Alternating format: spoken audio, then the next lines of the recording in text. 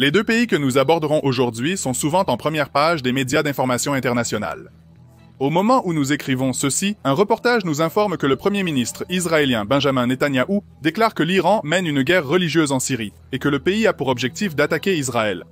L'Iran, qui nous veut détruits, cherche aussi des armes nucléaires pour réaliser ses intentions génocidaires, a indiqué le premier ministre. Pendant ce temps, le conflit israélo-palestinien doit être l'un des problèmes les plus clivants qui soit, une grande partie de la presse et du public dépeignant Israël comme le méchant. Sans entrer dans la politique, nous avons décidé de comparer ces pays sur le plan militaire, car ils sont à l'esprit de tous. Sans plus tarder, bienvenue dans cet épisode de l'Infographics Show, Iran versus Israël. Commençons par l'argent. Le budget de défense d'Israël en 2018 était de 20 milliards de dollars, incluant une allocation annuelle de 3,8 milliards de dollars des États-Unis. On pourrait aussi mentionner que le ministre de la Défense israélien réclame 1,4 milliard de dollars supplémentaires pour soutenir une armée toujours active.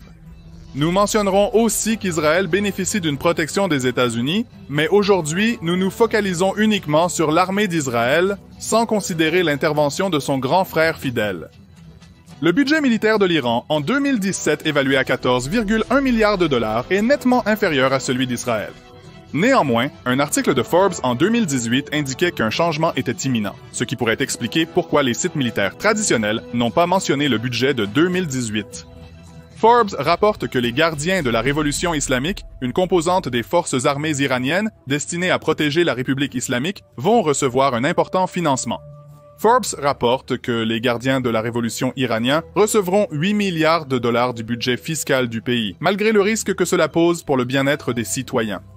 Forbes dit que le ministère iranien du renseignement et de la sécurité recevra 1 milliard de dollars, et il semble que le reste ira à l'armée traditionnelle. Si les dépenses augmentent, l'Iran dépensera plus qu'Israël, mais de peu.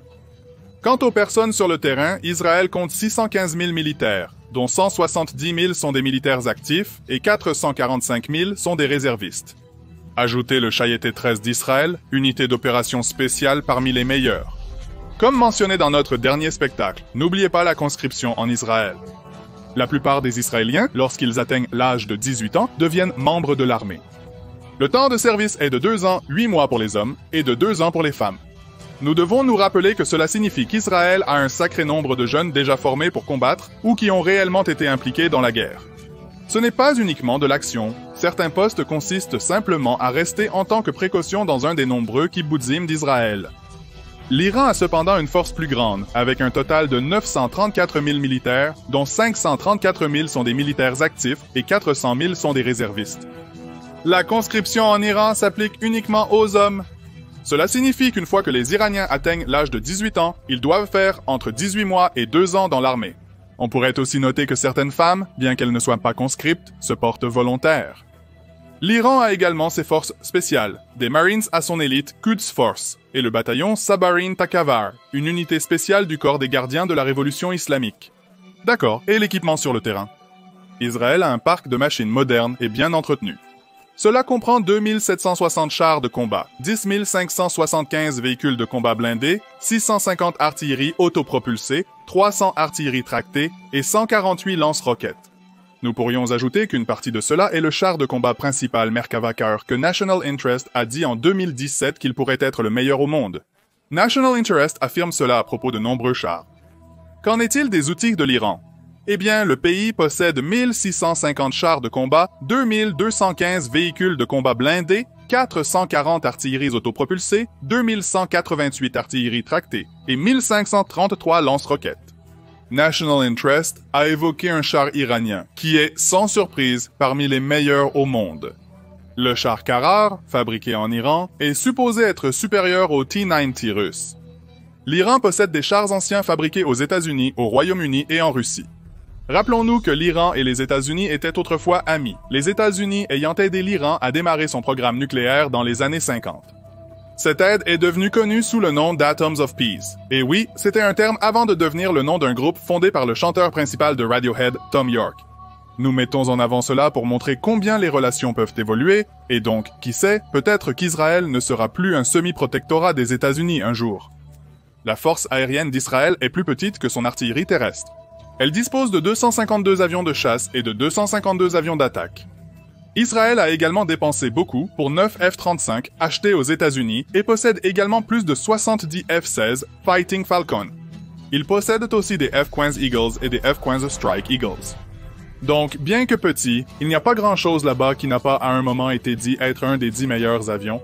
L'Iran a une flotte encore plus petite avec 150 avions de chasse et 158 avions d'attaque. Certains de ceux-ci étaient ceux offerts en cadeau par les États-Unis dans une petite flotte de chasseurs F-14 Tomcat.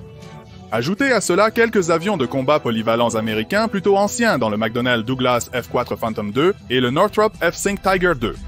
Peut-être que le meilleur avion que l'Iran possède est le Mikoyan MiG-29 Fulcrum fabriqué en Russie, ainsi que les Sukhoi Su-24 et Su-25 russes. Sur l'eau, aucun des deux pays n'est très fort, Israël n'ayant pas de porte-avions et pas grand-chose d'autre. Le pays ne dispose d'aucune frégate, destroyer, mais a 3 corvettes, 6 sous-marins, 32 navires de patrouille et aucun navire de guerre des mines.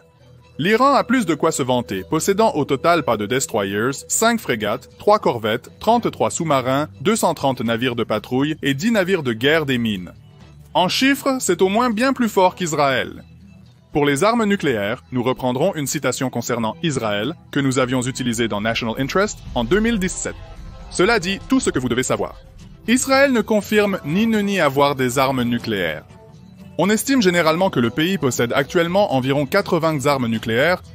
Concernant l'Iran, c'est là la question à millions de dollars. Cable News Network l'a écrit en 2018. L'Iran n'a pas d'armes nucléaires, mais a assez d'uranium faiblement enrichi pour une seule arme. Puis nous avons eu un rapport le 4 juin dans le tabloïd britannique The Sun qui affirmait que l'agence de renseignement israélienne Mossad avait découvert des documents dans un entrepôt à Téhéran qui suggéraient que l'Iran était en train de fabriquer des armes nucléaires. Selon la source, l'Iran a déjà, aura bientôt, ou a quelques armes prêtes, mais en Corée du Nord.